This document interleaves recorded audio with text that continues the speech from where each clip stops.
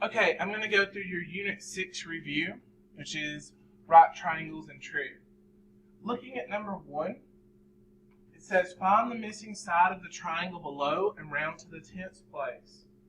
So I've got a basic right triangle. I know 2 sides and I need to find the third. That is going to be running through my checklist, Pythagorean theorem. Starting out, we know that I have leg squared plus leg squared equals hypotenuse squared. One of the legs we don't know, plus one of the legs is 6.7 squared equals the hypotenuse in this problem is 7.4 squared. Continuing on,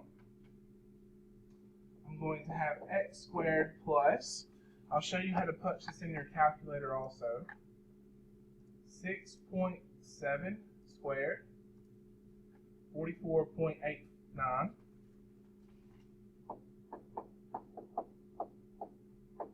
equal, now I'm going to go back to my calculator and I'm going to do 7.4 squared. I get 54.76.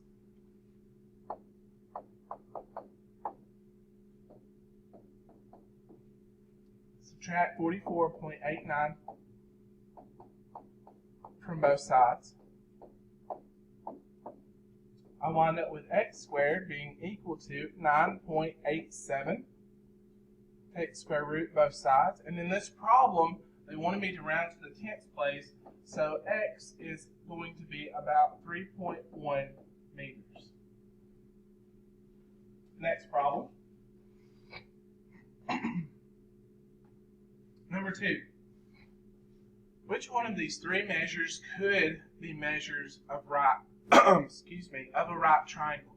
We call special numbers that make this happen Pythagorean triples. Guys, it's been a while since we've heard this term. The reason we're thinking of these as Pythagorean triples is because they're whole numbers that might make a right triangle. Notice up here I have a right triangle also, but these would not be a Pythagorean triple because they're decimals. Looking down here, I've got to test these out, so I'm going to say that I have an A part and a B part. Looking at A part, let's see if it makes a right triangle. Plus, I'm going to leave a space. I'm going to treat, remember, my largest side kind of like my hypotenuse. It may be 1, it may not be 1, but I'm going to put it there. And then I'm going to treat the other sides as if they were legs, not knowing yet if that's the case. Working this out, 36 plus 81, space, 144. Add the 2 together, I get 117, 144. These are obviously not equal, so I do not have a right triangle. Looking at the second part. Looking at these numbers. I'm going to put 25 squared, then I'm going to do 7 squared plus 24 squared. Doing that out, I've got 49 plus 576, space, and then I've got 625. Add these 2 together, I've got 625, and that does equal 625. So yes, I have a right triangle.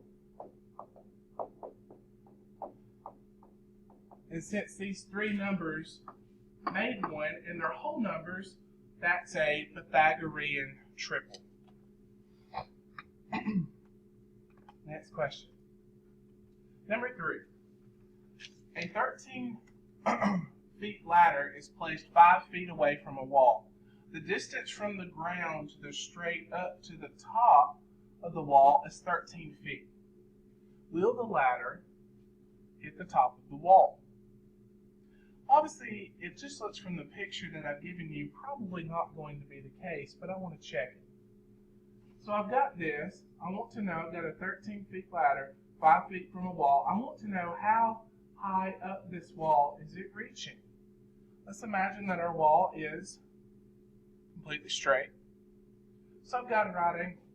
I need to find this distance from the ground up to how high up the wall is the ladder leaning. So I'm going to use, since I have two sides of a right triangle, I'm going to use Pythagorean theorem. So I'm going to start out one of my legs, I don't know it, plus another leg is 5 squared, equals the hypotenuse in this is 13 squared. Doing some algebra, plus 25 equals 169. Subtract 25 from both sides. I've got x squared equals 144. Take the square root of both sides. I've got x equals 12. So this ladder reaches 12 feet up the wall. The answer to the question is no, it will not touch the top because it's only 12 feet, not 13. Okay? And again, this represents how high up the wall is it reaching, and that's 12 feet. Number 4. Is the triangle a right triangle, or is it not? Again, we kind of did this on number 2. So again, leaving a space, 15 squared, 9 squared plus 12 squared. Doing the math on the left, you wind up with 225. On the right, you wind up with 225. So yes, they're both equal, so it is a right triangle.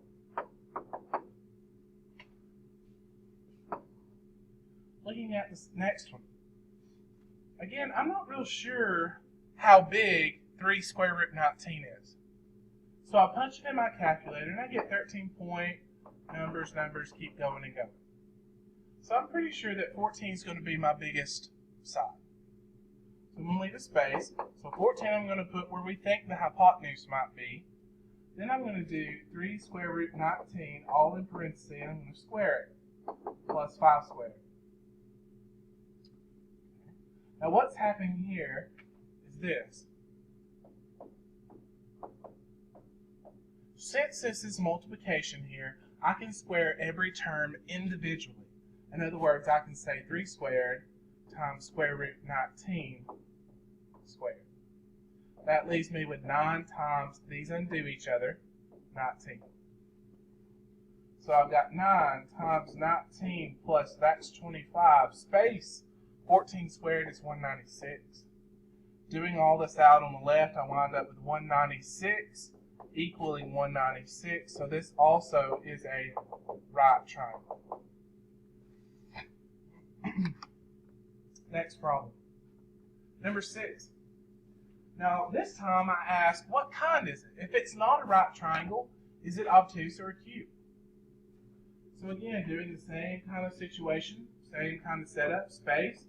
I can easily see that 75 is my largest number, my longest side. And then I'm going to do 60 squared plus 45 squared. Doing the math out on the left, I get 5,625. On the right, I also get 5,625. So they're equal. So the answer is, it is a right triangle. Now, if I'd have gotten the number on the left being greater than, it would be acute. If this number would have been smaller than the one on the right, that's obtuse. Make sure you remember that for tomorrow. Number 7. This is a geometric mean situation.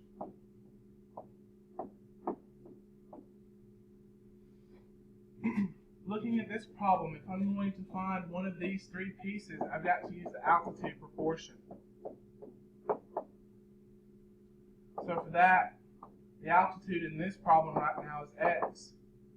And then I've got my 2 legs, 3 and 9. Cross multiply here. I've got x squared equals 27. Take square root both sides. I've got x equal, simplifying this out. Square root of 9 is 3. It comes out as a 3. And then I have that 3 left over. For the next one,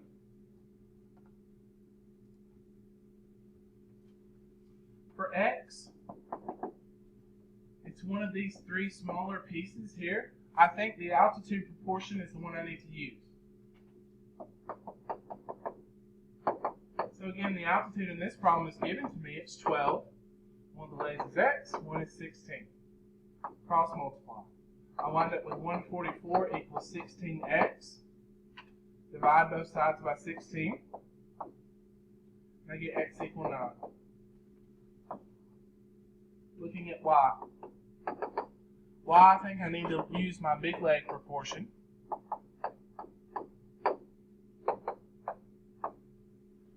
Using that, again, if I'm looking for these outside pieces, I kind of ignore the fact I've got that altitude, and I focus on the fact I've got a big, large right triangle. So I need to look at my big leg. Well, that's y and y. The whole hypotenuse now, I can do it because I figured out that x is 9, is 25.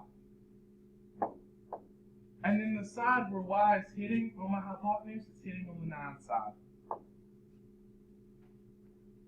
Cross multiply, I've got y squared equal 25 times 9 is going to give me 225.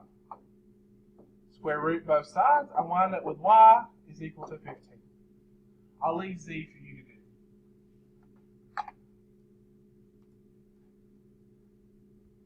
Number 9 and 10, all I'm doing here is setting up the proportion. Oh, and by the way, z on the previous problem should be 20. Number 9. If z is going to be my reference angle, that means this is the opposite side, adjacent, and here's the hypotenuse. So tangent z, that angle, is going to be, remember tangent is opposite over adjacent, so it's going to be 35 over 12, and you cannot reduce that. The next one, sine x, that's going to be my reference angle. So here's the opposite side, adjacent side, and hypotenuse.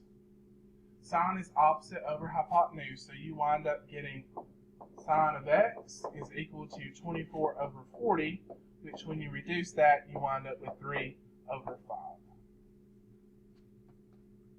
Number 11. Number 11, I want to find out an angle. They give you a description. I've gotten you a picture. The tree is 50 feet tall, casts a shadow of 60 feet. What is the angle of elevation from the end of the shadow to the top of the tree? So the end of the shadow right here to the top of the tree, so they even outline what theta is going to be. So looking for this, 180 degrees subtracting two angles isn't going to work because I don't have enough information. So I think inverse trig is going to be the way to go. Doing inverse trig, if this is my reference angle, this is my opposite side, adjacent side, and then this is my hypotenuse. I think I'm going to have to use tangent. So tangent theta, setting up my ratio, is equal to 50 over 60. If I reduce that, that's 5 over 6. Now, of course, theta is equal to tangent inverse 5, 6. Now, if I punch that in, you should get rounding to the 10th place. Theta is about 39.8 degrees.